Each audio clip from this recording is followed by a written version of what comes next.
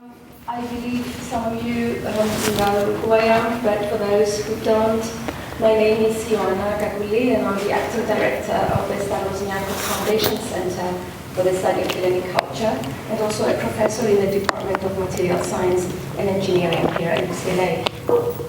Today's talk is proudly presented as part of our Gefyra, the Bridge program. As you may know, this is a collaborative initiative between our center and the equivalent Stavros Niarchos Foundation Center for Hellenic Studies at Simon Fraser University, established with the generous support of the Stavros Niarchos Foundation. The mission of Gefyra is to connect students, faculty, and communities along the west coast of North America with scholars and artists from Greece and elsewhere, cultivating expansive and imaginative approaches to Greek culture and knowledge production. With that context in mind, it is my distinct pleasure to introduce our esteemed speaker for today, Dr. Julia Tolke.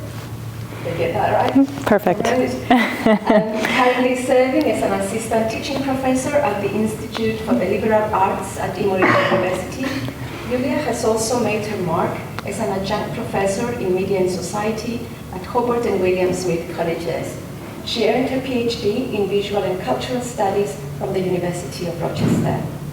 Julia's groundbreaking project, Aesthetics of Crisis, meticulously documents political streets, art graffiti in Athens since 2013.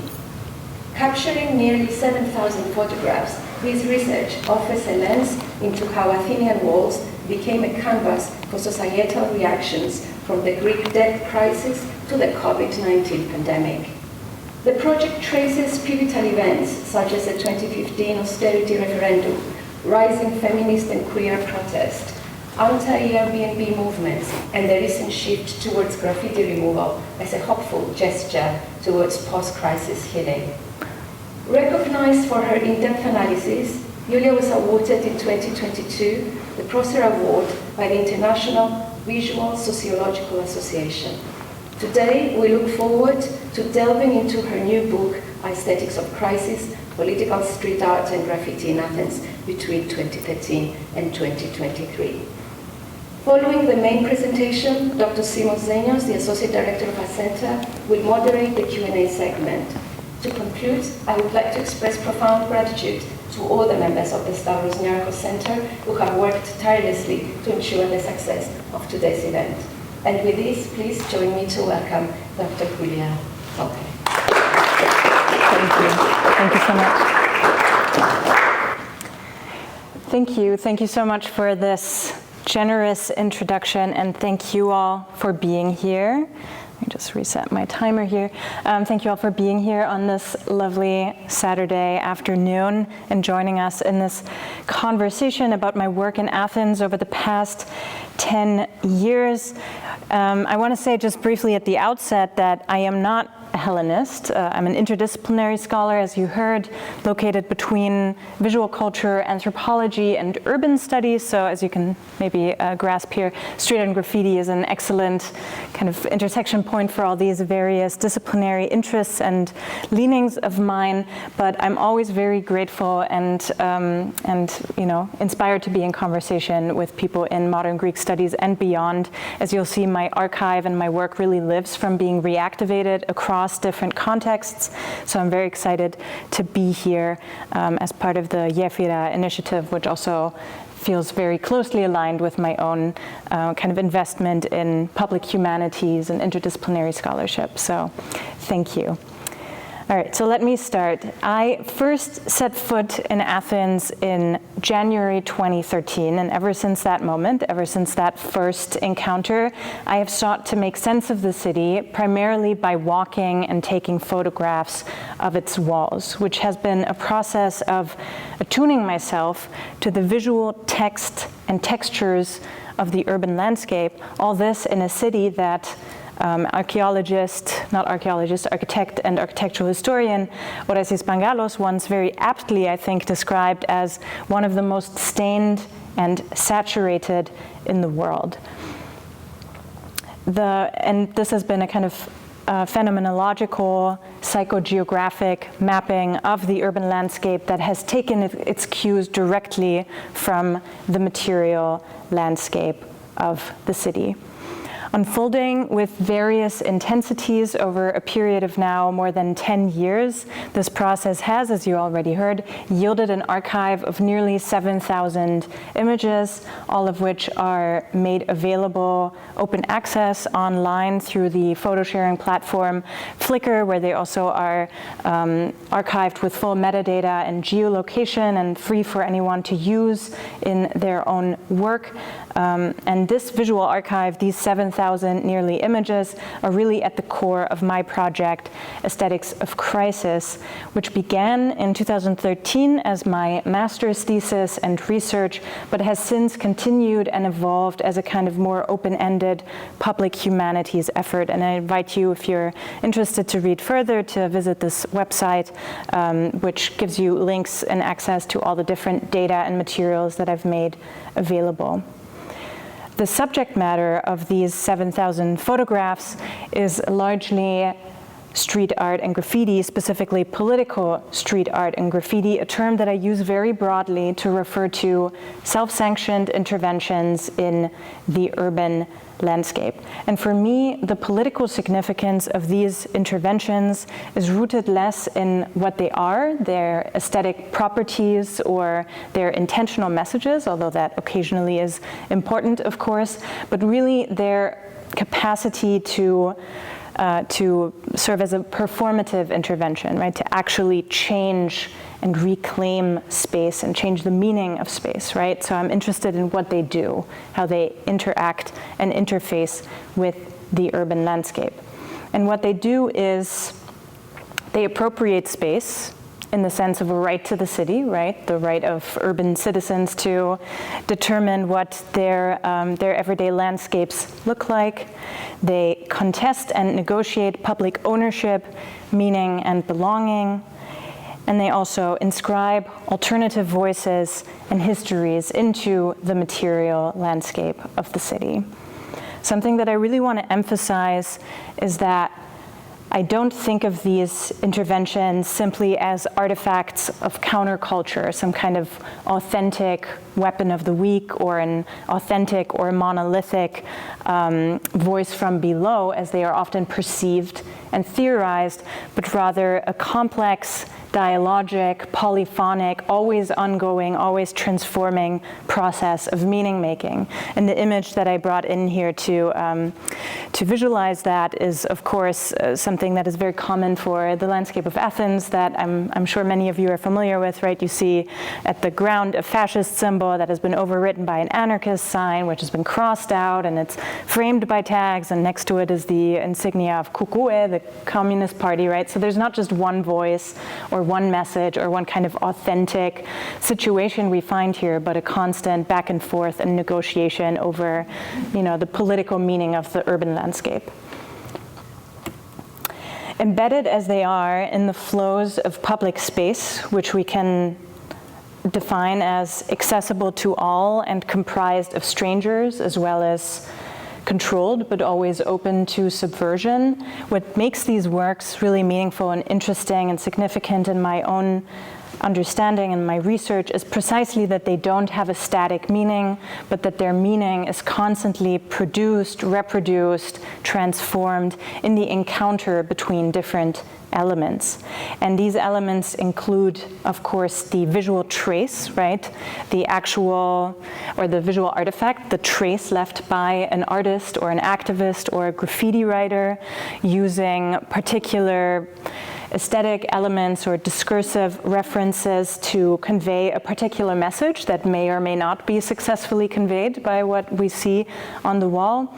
Then the actual site in which it takes place, right? The materiality of the urban, the site-specific materiality of the urban fabric, and whatever historical meanings and layers of meaning are embedded in a particular space. And then, of course, the eyes of the urban dweller that encounters these works in their everyday urban life. So these kinds of elements are, the encounter between these elements is where meaning is produced, And these are, of course, always filtered through the broader discursive, aesthetic, and spatial economies and discourses in which they are embedded. I've always thought of my photographs as ethnographic, as they are, of course, generated from my own embodied reflexive engagement with the body of the city. But it's only over time that I've really come to understand, or arrived at my understanding of what is really a methodology, right? It's less a kind of subject matter to research, but it's a methodology. I photograph urban inscriptions and urban interventions not to produce artifacts for analysis, even though I do, of course, engage in analysis and visual analysis in particular, but in order to render visible and sensible gradual changes in the urban landscape over time. And my colleague, the architect Sabina Andron, has put this very succinctly, so I'll quote her here. She says, "When you observe and photograph walls for a long time, they become portals into the evolution of a place at an intimate and uncoordinated level." I would maybe rather say intuitive rather than uncoordinated, but this really gets across how I think of this work of photographing the city. So through this lens, I've come to think of my archive of Athens not simply as a kind of historical inventory of ephemeral artifacts, right? These are, after all, ephemeral artworks that may or may not disappear any given day, but rather as a corpus, a kind of living body that speaks in myriad ways to the shifting spatial politics and political ambiance of the Athenian terrain throughout a period of profound urgency and change.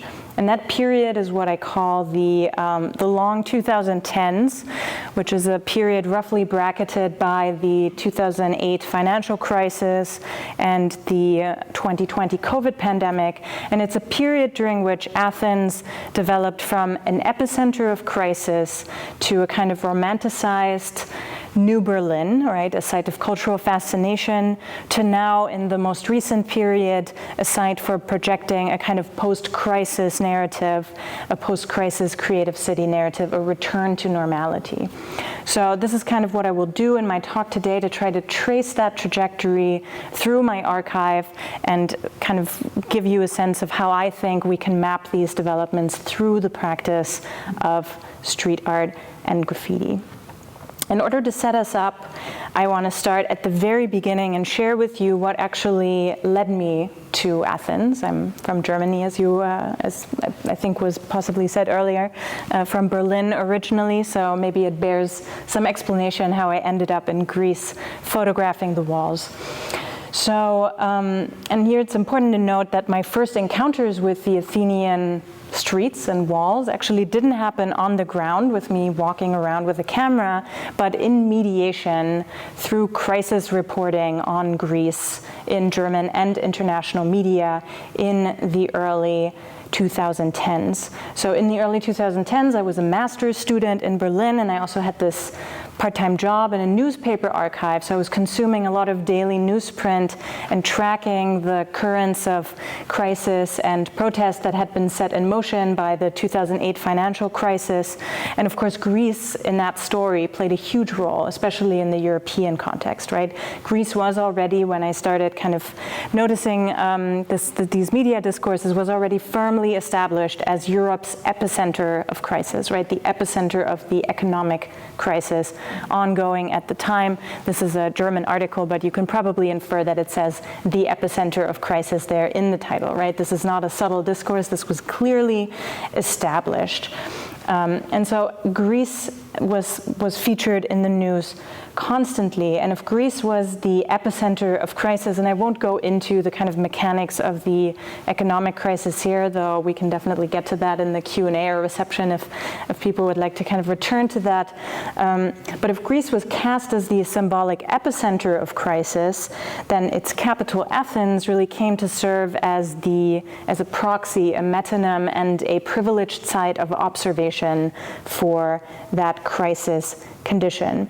So reporting on the Greek crisis at the time was really focused on macro dynamics. It was focused on, debt reduction, financial mechanics, political negotiations over crisis, but the imagery that was chosen, the visual discourse that accompanied that, was actually very much a kind of micro perspective that trained its eye on the Athenian crisisscape, as many came to call it, right? Training its eye on spectacular scenes of protest, of ruination, of urban precarity, right? All these different things that became visual shorthands for a crisis. So this is kind of how I saw this discourse unfold at the time. And of course, this is particularly meaningful because it's thrown into very sharp relief against the city's classical historical idealization as the cradle of Western civilization, the cradle of democracy, the cradle of Europe, right?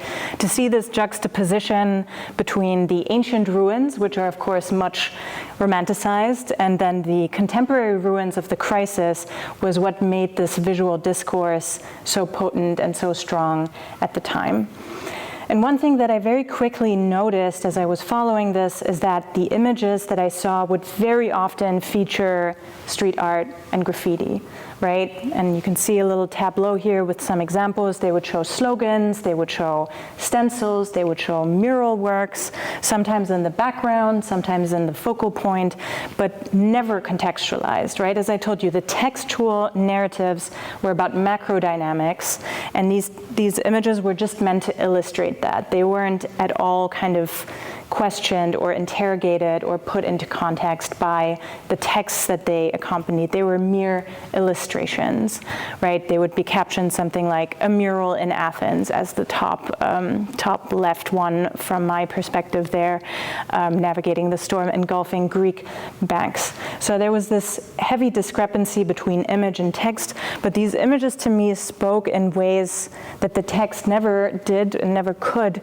to kind of everyday lived reality among living amid crisis. So I kind of started tracking and tracing these images, and that's what eventually led me to come to Athens. I can't exactly tell you when this pivot happened from this kind of curiosity and frankly kind of frustration with the visual discourse, because I was really interested in these images, but nobody was telling me anything about them.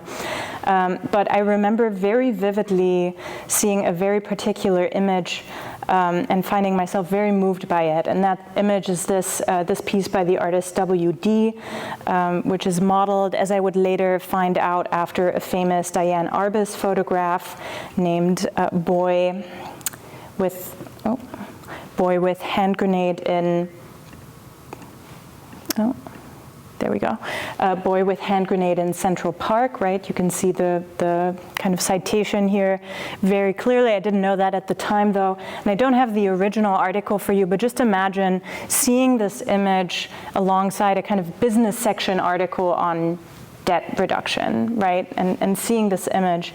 And I really felt deeply moved and deeply kind of punctured by the small details of this work, the way that the lines of the simple illustration rendered visible a sense of urgency and tension, right? The tenseness of the body, the grimaced face, the kind of contorted hand, and I really kind of, and the way that all of that kind of merged with and mapped onto the graffitied wall underneath. So this image, I remember, really moved me, and really the accumulation of moments like this is what led me to decide in 2013, without having any prior relationship with Athens other than this media discourse, to go off and see what this was all about.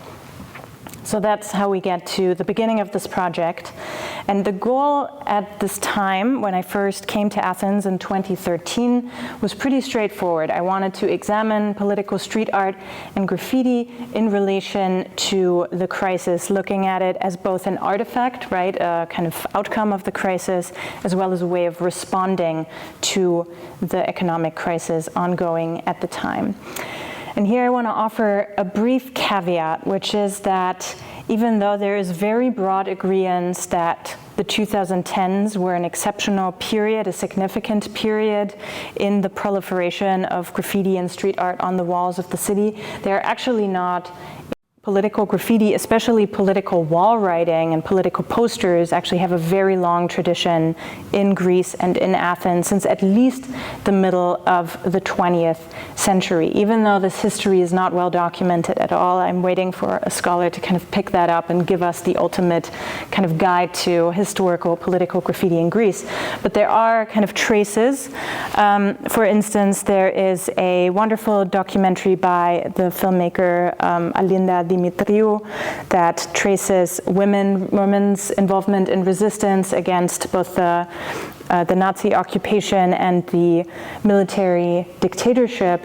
And in one of the interviews, one of the women, or several of the women, actually talk about going out at night and painting slogans on the wall during the Nazi occupation, right? This was part and parcel of the resistance that young women, which were of course not quite as scrutinized when they would enter the streets, would write kind of resistance slogans to claim the kind of ongoing presence of it in the city.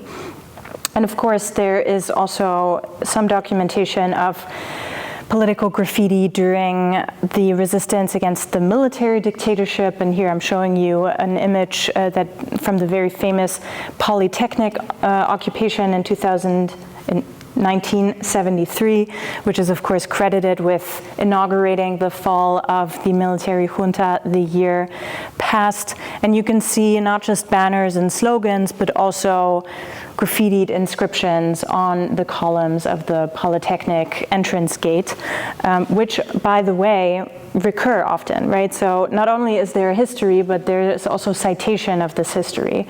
As I told you earlier, I was in Athens during the COVID pandemic and during the first COVID lockdowns, the first two, and Kato I junta, down with the junta, which is something that is written there. It's partially obscured, but on one of the columns reoccurred as a slogan during the COVID pandemic, right? So people cite from these historical lineages and these historical moments as they make sense of new experiences of, in this sense, a kind of perceived political repression during the COVID pandemic.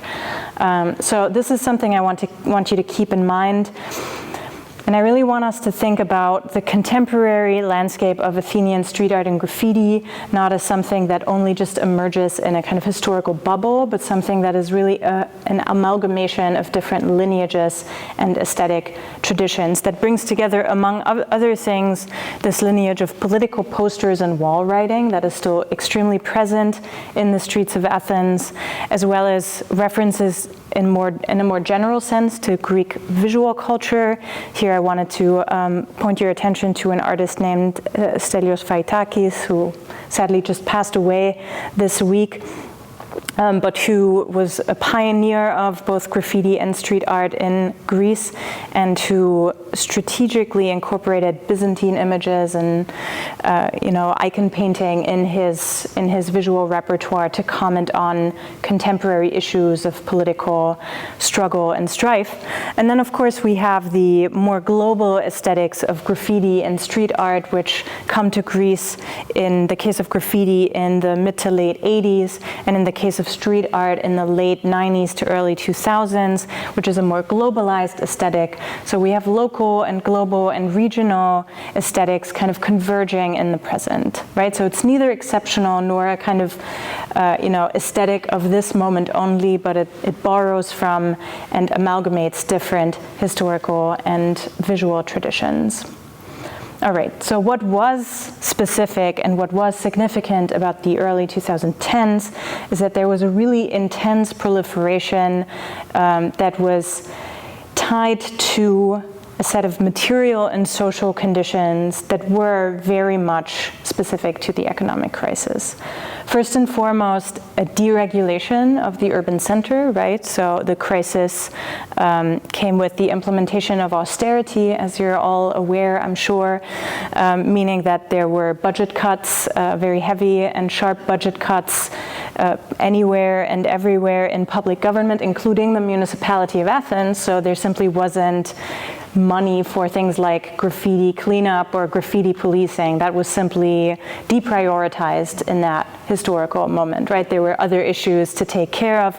So other than some, good citizens, nobody was really taking care of removing anything from the walls of the city. And then you also have a sense of disinvestment, right, with businesses retreating from the urban center or simply, going bankrupt, and people taking out their investments into the urban center, which leads to a material transformation, right, this crisiscape where you have a lot of abandoned spaces, empty storefronts, abandoned architectural projects that simply become new canvases for artists to appropriate. And there are a lot of artists who work specifically on, like in that case, they're on boarded up windows, boarded up doors, that kind of, or, shop windows, or these kinds of, abandoned architectures in the center. So there's a material transformation of the landscape that people then appropriate in their creative practice.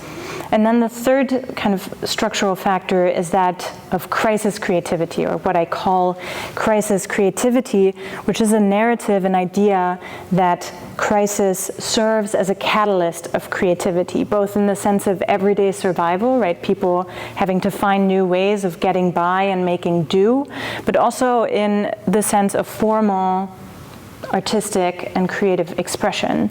And to underscore that point, I always like to bring in this quote by the artist Refur from an interview I did with her in 2013. And she says, I think very clearly here, and through all this crisis, I think we should all actually feel lucky because it makes us more creative. I was talking with another artist about that exactly yesterday. We are creative now because if we were in a period where everything is calm and nothing really happens, we wouldn't have the motivation to express ourselves. It's not a good situation to be in, I'm not saying that, but I think it makes you creative. And this was a pretty widely accepted kind of truism about the decade of crisis, that it conjured up a kind of exceptional sense of creativity, especially among young Greeks, which were of course especially affected by the impact of crisis and austerity, in terms of mass unemployment, in terms of, the loss of perspective for the future and so forth. So these factors, the deregulation, disinvestment, crisis creativity, lead to a really dense saturation and layering of works on the walls of the city, and a non-removal of these works, even in contexts such as this, where you would think, things would be cleaned up pretty quickly, even on representative, publicly owned infrastructures and buildings, as in this case on the National Academy on Panepistimiou Avenue. I'm sure many of you recognize the building. This is what it looked like when I arrived for the first time in January 2013, and that's what it still looked like when I left 4 months later. Nothing changed. So this was what the city looked like at the time. So we have a kind of elongated lifespan of these artworks, and because they're allowed to stay up for longer than usual in other places on the walls of the city, we also get kind of dialogues to unfold on the walls of the city. This is a kind of self-contained example, but I really like it, so I always like to bring it in for the matter of dialogue, right? Every movement is political, not always. So there's an active kind of back and forth. So I think, and I'm not the only one, I think it's very legitimate to think of the walls of Athens during those years as a living archive of the crisis, an archive that is polyphonic, that is responsive to daily events, but also that generates its own aesthetics in response to the broader discursive context of the crisis.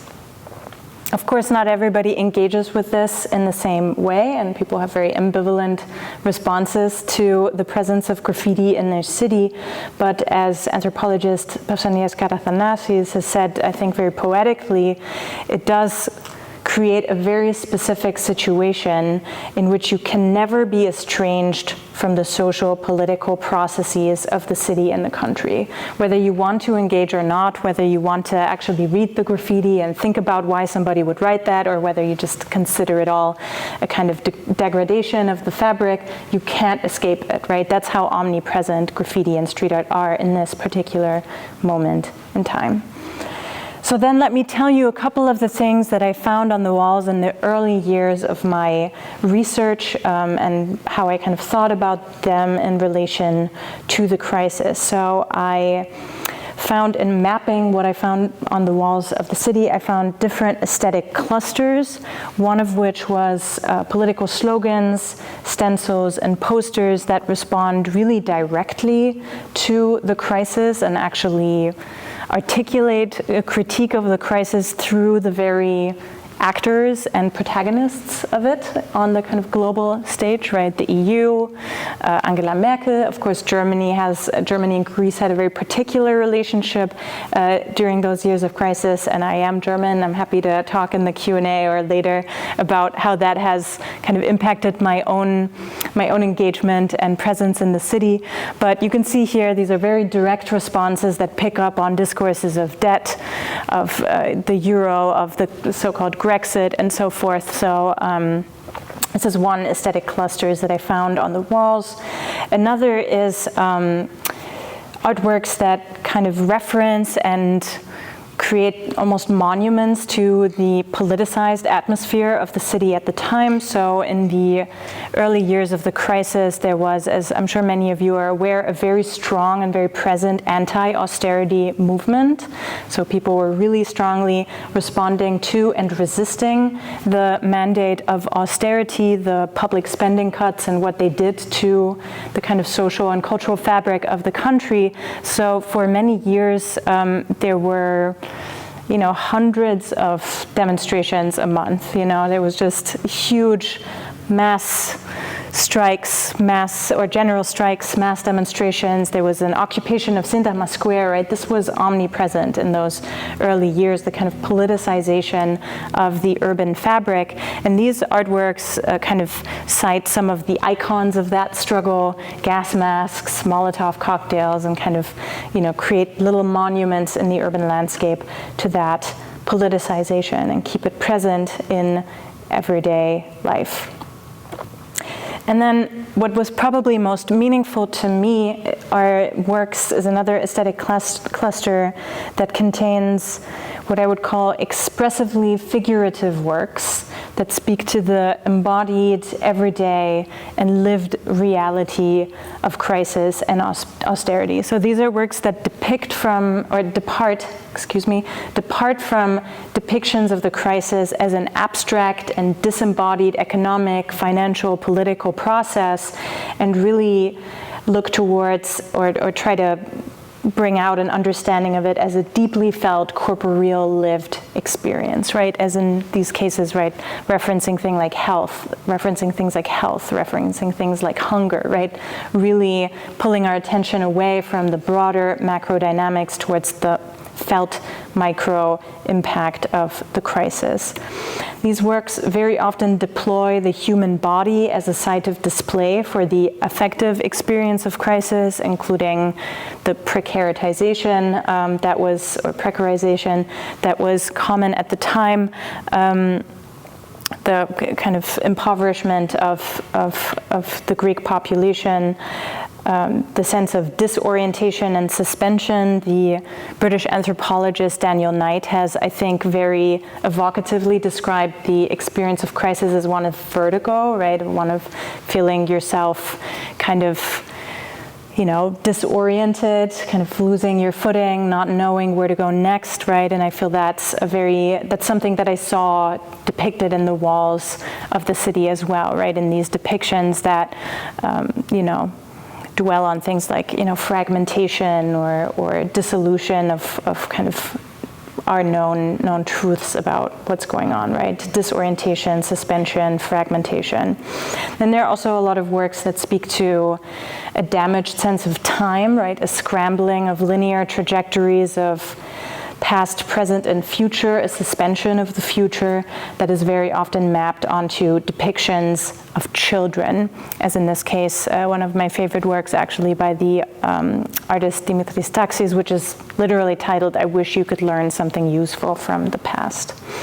So these are kind of the initial aesthetic clusters that I found when I went in 2013, but ever since I've continued this work, and I'll skip this bit actually, I have written about different ways in which narratives of crisis are contested and subverted on the walls of Athens, including, for instance, playful deconstructions of the specter of antiquity that, of course, always already overdetermines how people think about the Greek present, right?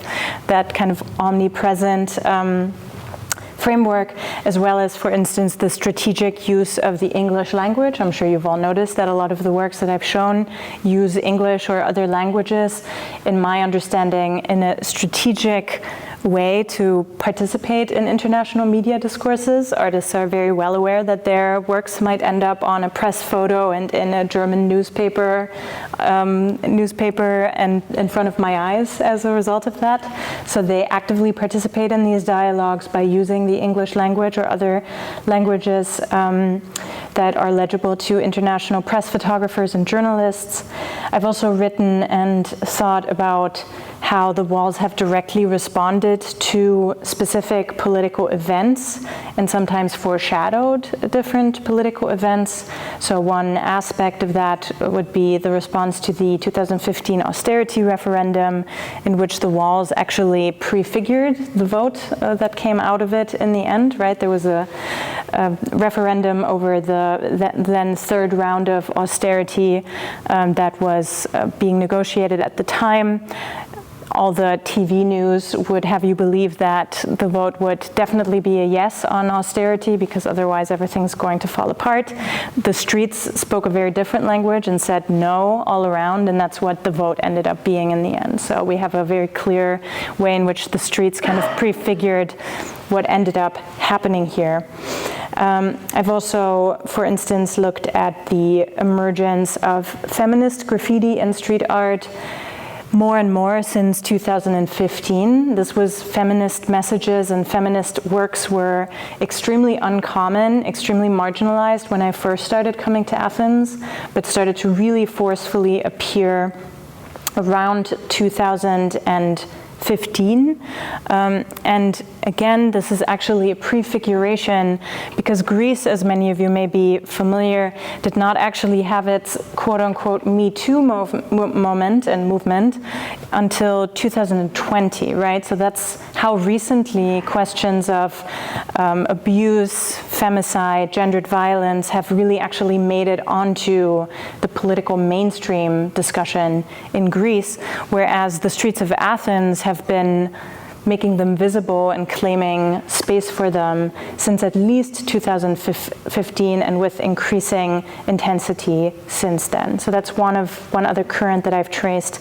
And of course, I was also there during the COVID pandemic, so I was also able to trace how that response played out in the street to that new crisis in 2020. And I'm happy to speak more to any of these different currents and clusters in the Q&A or informally later at the reception, but for the remainder of my time, I want to focus on something different. I want to focus on how the material presence of street art and graffiti has been discursively and symbolically mobilized, and how people have thought about and talked about Athens during this period of the 2010s. And that process has unfolded roughly in 3 phases. The first phase is that during which Athens and Greece are unequivocally the epicenter of crisis, as I already developed earlier. And that actually starts around 2008, 2009, and we can talk about the kind of bracketing of these moments if you like. These are not hard kind of boundaries, but just rough periodizations from my perspective. So this is the first phase, and I begin to observe this in 2013, so keep that in mind. I came a little late.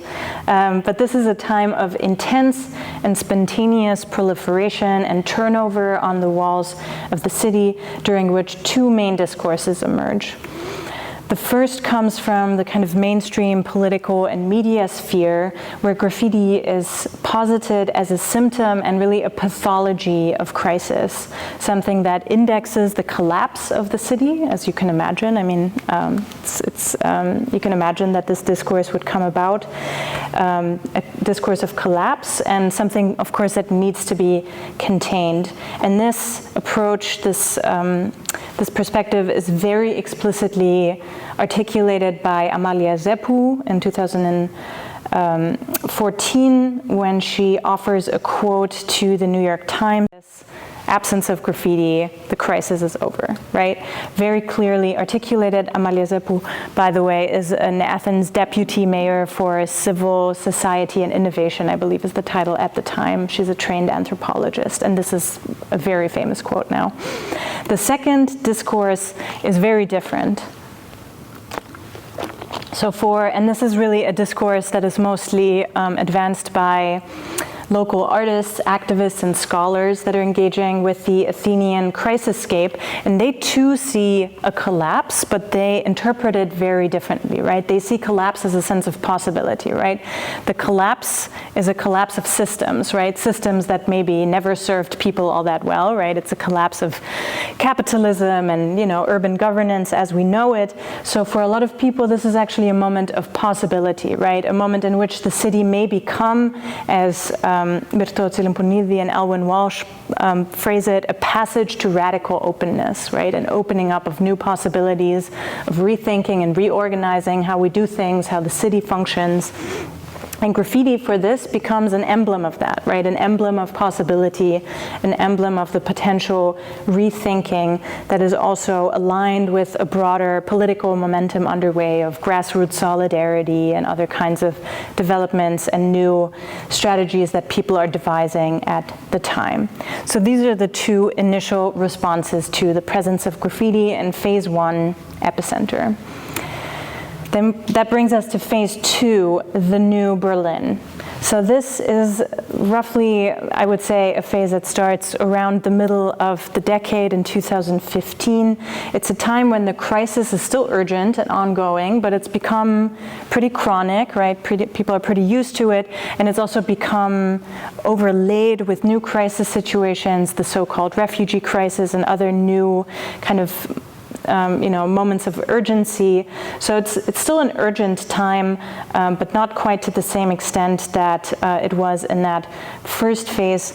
And this is a time during which, especially in the international media ecosystem and also international scholarship, develops a real cultural fascination with the city of Athens, right, as this site of exceptional crisis creativity, right? People look at what has happened in Athens over the first half of the decade, and they're really fascinated, including by the graffiti and street art, right? That's part of it.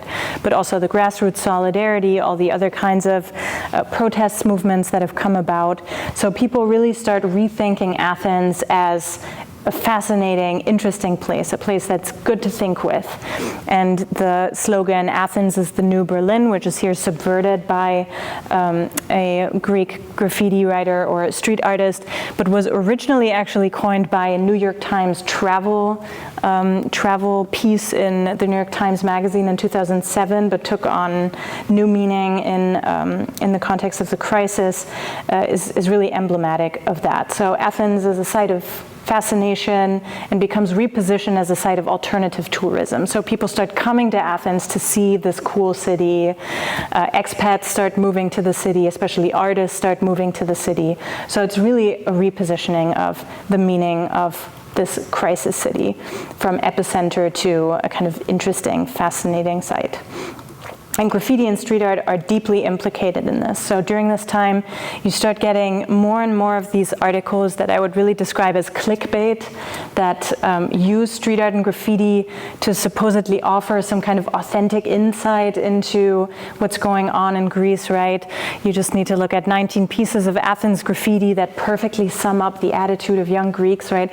These kinds of things start really, really peaking around that time. They already existed a little bit earlier as well, but but they become really dense around this time, and are, of course, really flattening and fetishizing this framework.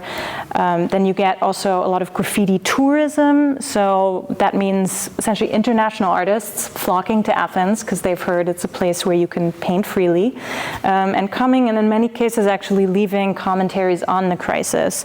So you see two examples here by an Italian and a French artist. So they come to Athens for a weekend or a week, and they leave their commentary. Funnily enough, a lot of these works ended up featured in these kinds of articles. So there's some irony in that as well, right? Learn what Greeks really think by looking at what a French guy painted over a weekend away in Athens, right? That's the kind of vibe we're getting here.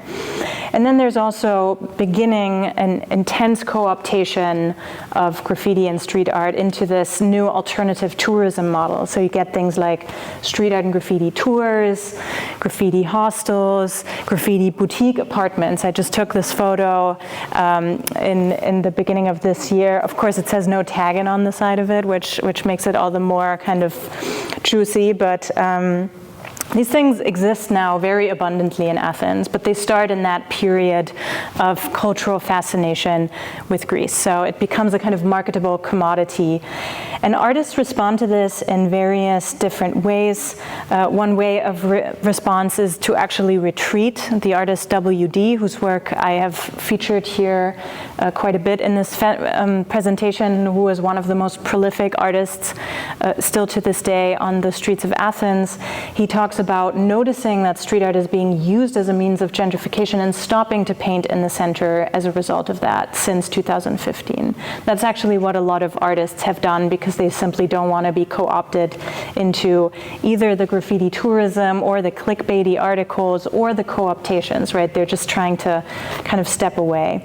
And on the other hand, you also do get active resistance against it. So there's, since around 2018, more and more anti-gentrification, anti-touristification, and anti-Airbnb. Airbnb is, of course, the kind of emblem of gentrification here, and touristification pieces in the center, mostly graffiti slogans and stencils that are directly addressing visitors to the city to not to kind of try to persuade them not to participate in this development, right? You see here a couple of direct address, pieces of direct address, right? Dear tourists, enjoy your Airbnb, a future homeless Athenian, don't take photos, Exarchia is not a museum. So there's a real concern with the city potentially becoming made into a museum, right? A museum of crisis, a static landscape for consumption, and graffiti being a kind of souvenir for that, right? Being flattened into a kind of souvenir of a touristified city and thereby hollowed out of its political capacity to actually change public space and intervene in public space. All right, that brings me to the final phase, which is what we have now, which is what I call here the new normal, which is a phase that begins in 2019 with the election of a conservative establishment government at both the municipal and the federal level, New Democracy, both these governments are very invested in claiming that we are past the crisis and that we are now entering a new normal, a kind of new age where we can leave the kind of crisis behind us. And that, strangely and interestingly, has only been minorly complicated by the arrival of the COVID pandemic. You would think that the arrival of a global health emergency actually complicates the idea that we're done with crisis. And there was definitely a lot of criticism of how the Greek government handled the COVID pandemic that was expressed, as everything always is, in the streets of the city, that I documented at the time. But globally, Greece is not seen as an epicenter of this particular crisis, but it's actually seen as a success story. And I'm sure many of you have seen articles to this effect, right? Like this piece from the New York Times, it really says, oh, Greece actually did very well because Greece actually, in comparison to other places, did not suffer as many fatalities from COVID, and thus was kind of marketed and understood internationally as a success story. So it fits very well with the return to normal and the end of crisis. And in the streets of Athens, this return to normal is very clearly articulated through graffiti and street art. So we have a new bifurcated strategy. On the one hand, there's a reinvestment in graffiti removal as a mode of reasserting control over the center and kind of reversing this collapse of the center. And then commissioned murals as a targeted strategy of urban revitalization. So there's a dual investment in graffiti removal and commissioned art in the form of murals on the walls of the city, which together, of course, signify the end of crisis, as that quote by Amalia Zepu that I showed you not too long ago actually said very clearly. And the way this is presented is quite interesting. It's very performative. You see these high-profile campaigns like the Adopt Your City program, as well as social media posts that really boast of the successes of this program by showing us always these before and after visuals, right? So like there in the corner, or like here in some screenshotted posts from Mayor Vakoyannis's social media accounts, you get this very clear sense of a before and after, right? Before it's dirty and full of graffiti, and then we clean it up and now it's taken care of. And Athens is a clean city again, we can return it to the citizens and everything will be great. And of course, when you look at the actual streets, right, it's not that easy. So these are some photographs I took after a very fresh graffiti buffing campaign, so painting over campaign on Patision Street in downtown Athens.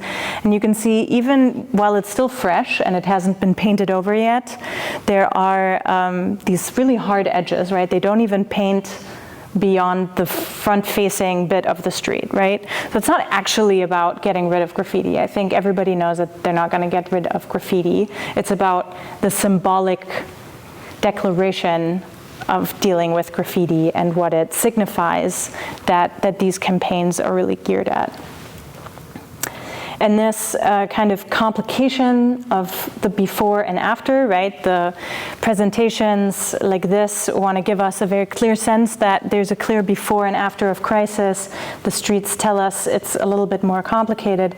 That is very beautifully kind of signified by this one corner in Exarchia here, which is a corner that is very quintessentially Athenian, right? All of you who have familiarity with the urban center are going to recognize this as pretty quintessential, an urban parking void enclosed by these blind facades that have, in this case, for many, many years, always been covered in graffiti and different forms of writing. And this is actually the kind of image I showed to people to convey just how normalized the presence of graffiti in the Athenian center is. So you can imagine that I found myself pretty, surprised and shocked when I walked by the same wall in the summer of 2022 and found it completely overpainted by this new mural, which I would later find out was made by an Australian artist commissioned by the Australian Embassy and the city of Athens.